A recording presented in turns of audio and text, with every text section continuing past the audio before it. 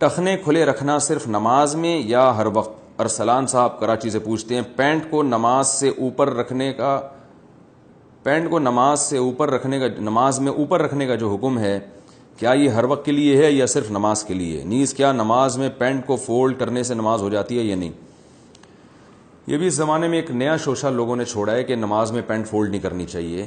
ایسا نہیں ہے. رسول اللہ صلی اللہ علیہ وسلم کی صحیح حدیث موجود ہے، ان اللہ لا يقبل صلاة رجل مسبل ازارہ، اللہ اس شخص کی نماز قبول نہیں کرتے جس کا ازار ٹخنوں سے نیچے ہو. ازار کہتے ہیں جو بھی آپ نے دو لباس ہوتے ہیں، ایک جو آپ اوپر پہنتے ہیں اور ایک جو آپ نیچے پہنتے ہیں. تو مرد جو بھی لباس نیچے پہنے گا، چاہے وہ پینٹ ہو، چاہے وہ شلوار ہو، چاہے وہ دھوتی ہو، کچھ بھی ہو، تو اس کو ازار یعنی ٹخنوں تک کھینچنا اس کا حرام ہے، ناجائز ہے. صحیح حدیث بہت کثرت سے اس بارے میں. اور آپ صلی اللہ علیہ وسلم نے ارشاد فرمایا کہ 3 لوگ ہیں جن کی طرف اللہ قیامت کے دن نظر رحمت سے نہیں دیکھے گا، نہ ان کے ساتھ کلام کرے گا. حضرت ابو ذر رضی اللہ تعالیٰ عنہ اس حدیث کے راوی ہیں. جب آپ صلی اللہ علیہ وسلم نے فرمایا 3 دفعہ یہ لفظ کو دہرایا تو حضرت ابو ذر نے فرمایا خابوا وخسروا من هم یا رسول اللہ، یہ لوگ تو بالکل ہی برباد ہو گئے، یہ کون لوگ ہیں؟ تو آپ نے فرمایا کہ المنان، ایک وہ جو احسان کر کے جتلاتا ہو، اور دوسرا فرمایا والمنفق سلعتہ بالحلف الکاذب، جھوٹی قسم کے ذریعے اپنا مال بیچتا ہو، اور تیسرا آپ نے فرمایا جو اپنے ازار کو ٹخنوں سے نیچے کھینچتا ہو. تو یہ بڑا گناہ ہے.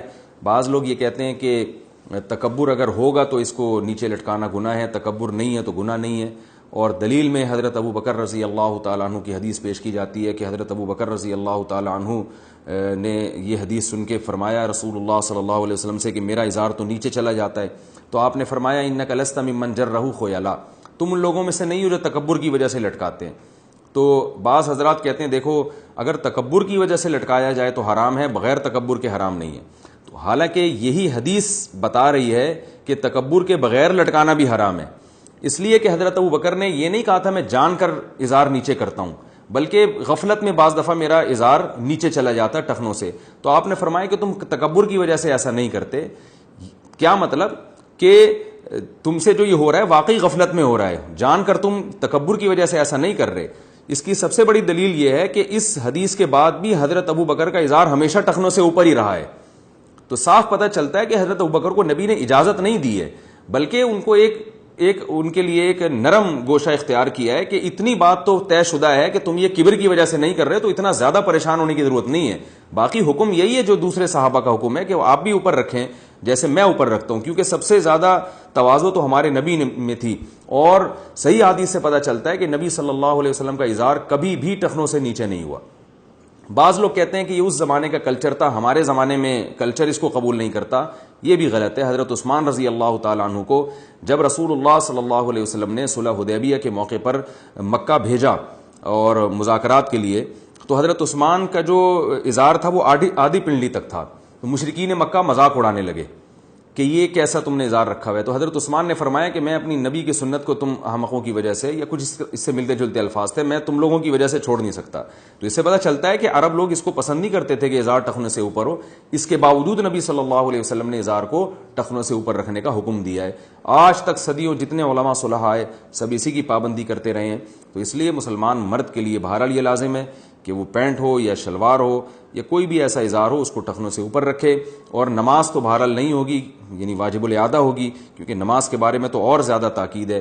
البتہ مسقط میں نے دیکھا کہ وہاں کوئی امام ایسا نہیں نظر آتا جس کا ازار ٹخنوں سے نیچے ہو یا اس کی داڑھی چھوٹی ہو. اور اس کی وجہ یہ ہے کہ وہ عباضی فرقے کے ہیں، اور عباضی فرقے کا یہ ہمیشہ سے نظریہ رہا ہے کہ جو شخص گناہ کبیرہ کا ارتکاب کرتا ہے وہ ہمیشہ جہنم میں جائے گا. تو اس کا یہ عقیدہ تو صحیح نہیں ہے، لیکن اس عقیدے کا ایک فائدہ بہرحال عملی لحاظ سے یہ ہوا کہ وہ کبیرہ گناہوں سے بچنے کا بہت اہتمام کرتے ہیں.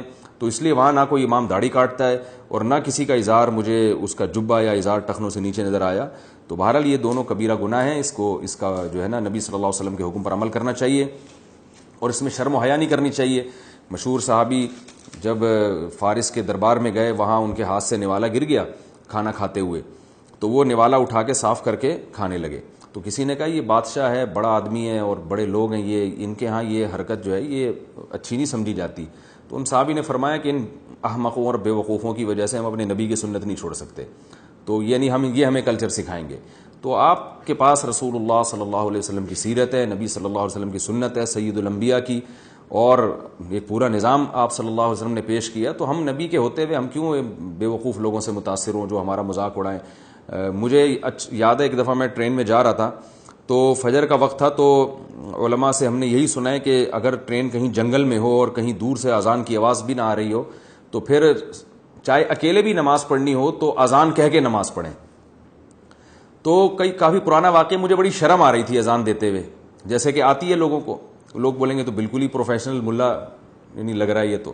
اب سب ٹرین میں پڑے ہوئے سو رہے ہیں, میں اذان دوں تو تھوڑی دیر تو مجھے شرم سی آئی. پھر میں نے سوچا کہ ان کو شرم نہیں آ رہی پڑے ہوئے, اللہ نے حکم دیا, یہ کلمہ بھی پڑھتے ہیں اور اللہ نے حکم دیا کہ سفر و حضر ہر صورت اسلام کا سب سے اہم ترین حکم ہی نماز ہے. تو ان کو جب سوتے ہوئے شرم نہیں آ رہی تو ہمیں ان کو اٹھاتے ہوئے شرم کیوں آئے؟ تو شرم جس کو آنی چاہیے اس کو آ نہیں رہی, اور جس کو نہیں آ رہی چاہ رہی اس کو شرم آ رہی ہے. تو یہ الٹی کہانی چل